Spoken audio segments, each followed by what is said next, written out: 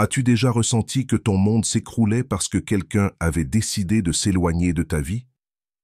T'es-tu retrouvé piégé dans un cycle de douleur, à attendre des réponses qui n'arrivent jamais, t'accrochant à des souvenirs qui ne font qu'approfondir la blessure? C'est dans ces moments d'obscurité émotionnelle que le stoïcisme peut offrir une lumière, une direction. Cette philosophie ancienne ne consiste pas à réprimer tes émotions, mais à les comprendre, à reconnaître ce qui est sous ton contrôle et ce qui ne l'est pas.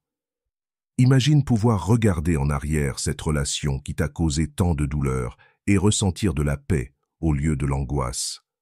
Imagine te libérer des chaînes de la souffrance auto-imposée et trouver la sérénité au milieu du chaos. Dans cette vidéo, nous allons explorer comment les principes stoïciens peuvent t'aider à cesser de souffrir à cause de quelqu'un d'autre. Tu découvriras des outils pratiques pour retrouver ton pouvoir intérieur, accepter la réalité telle qu'elle est et vivre une vie pleine, libérée de la douleur inutile. Partie 1. Pourquoi souffrons-nous autant à cause des autres? La majorité de notre souffrance ne vient pas de ce que les autres nous font, mais de ce que nous pensons à propos de ce qu'ils nous font. Quand quelqu'un nous rejette, nous abandonne ou nous déçoit, la douleur que nous ressentons ne vient pas seulement de l'action en elle-même, mais du sens que nous lui donnons. Nous pensons « Je ne suis pas assez bien, on m'a remplacé par quelqu'un de mieux, je ne trouverai jamais quelqu'un comme ça. » Et cette narration, c'est la véritable source de la douleur. C'est là que le stoïcisme entre en jeu avec une clarté brutale. Épictète l'a dit il y a plus de 2000 ans. Ce ne sont pas les événements qui nous affectent, mais ce que nous disons à propos de ces événements. Tu ne souffres pas parce que quelqu'un est parti. Tu souffres parce que tu crois que tu ne devrais pas être seul. Tu souffres parce que tu t'es attaché à une illusion, à une attente, à une histoire qui n'existait que dans ton esprit. On nous a entraînés à croire que notre bonheur dépend des autres, que nous ne serons complets que lorsque quelqu'un nous aimera, nous acceptera, nous valorisera. Mais c'est un piège, une prison émotionnelle déguisée en romantisme.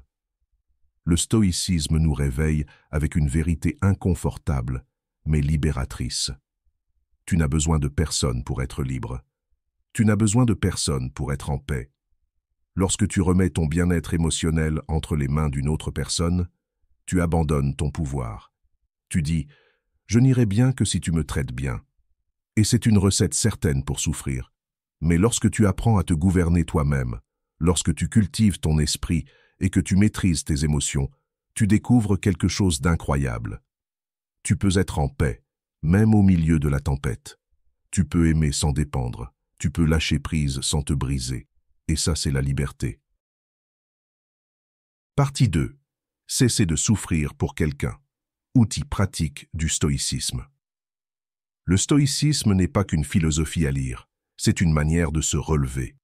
Quand tu souffres à cause de quelqu'un, tu n'as pas besoin de théorie, tu as besoin de levier pour te reconstruire.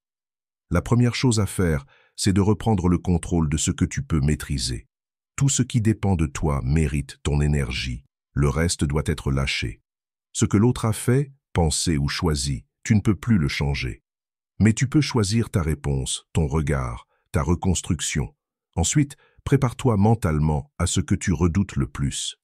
Imagine un instant que cette personne ne revienne jamais. Pas pour te punir, mais pour t'endurcir.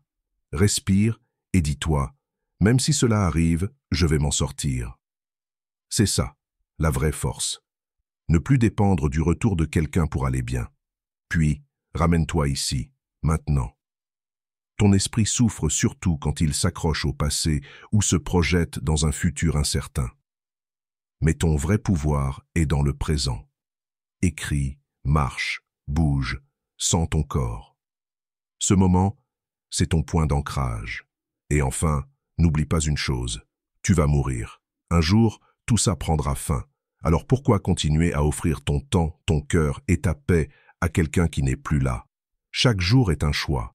Soit tu continues à souffrir pour quelqu'un qui t'a quitté, soit tu recommences à vivre pour toi. Appliquer ces principes n'est pas facile, mais c'est ainsi que commence la vraie guérison.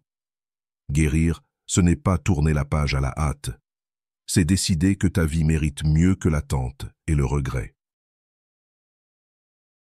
Partie 3. Aimer sans attachement. Le véritable amour selon le stoïcisme. Voici une vérité que beaucoup ont du mal à accepter. Tout ce que nous appelons amour n'est pas de l'amour.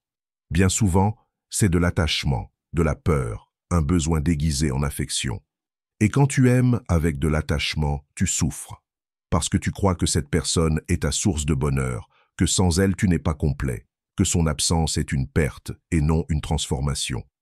Mais le stoïcisme nous enseigne une autre manière d'aimer, une manière profonde mais libre. Marc Aurèle a écrit « Aime les autres comme si tu allais les perdre ». Et il ne le disait pas avec tristesse, mais avec lucidité.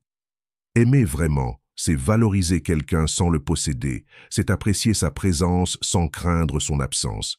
C'est comprendre que rien ni personne ne nous appartient, que tout est prêté et que la seule chose que tu possèdes réellement, c'est ton attitude face à ce qui t'arrive.